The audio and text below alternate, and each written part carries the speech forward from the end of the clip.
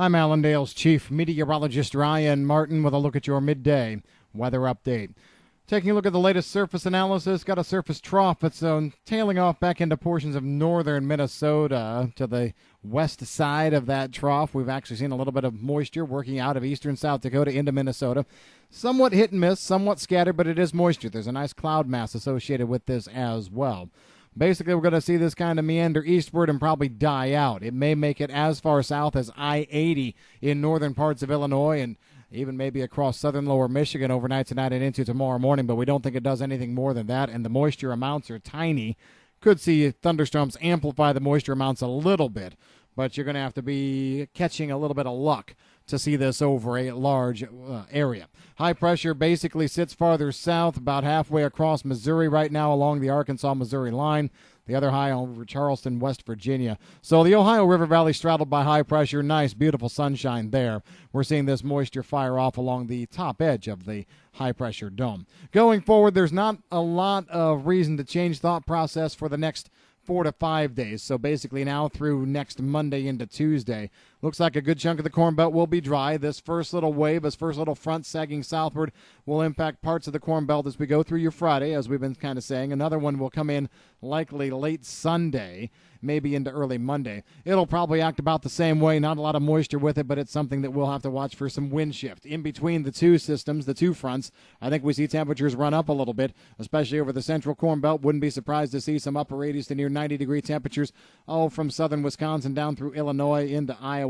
I don't think those 90s push far enough east, though, to be a problem. Mid-80s likely all we're looking at in places like eastern Illinois, Indiana, Ohio.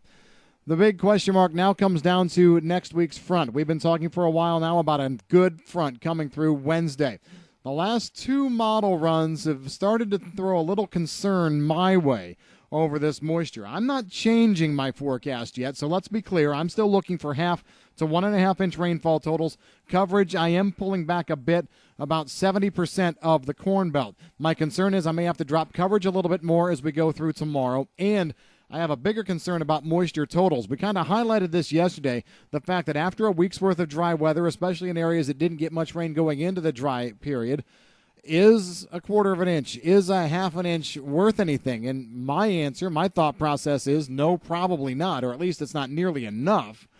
And now I'm seeing models kind of put the squeeze on the moisture a little bit, maybe pulling it back. It looks to me like the models definitely want to kind of trend us more toward that 1/2 inch rain into the range than the 1.5. Like I said, not changing the forecast right now, but I'm concerned. The other thing I'm seeing, models that are pulling back on the moisture are actually speeding the front up a little bit too, having it clear most of the Corn Belt Tuesday rather than waiting till Wednesdays. Though some things to think about here at midday.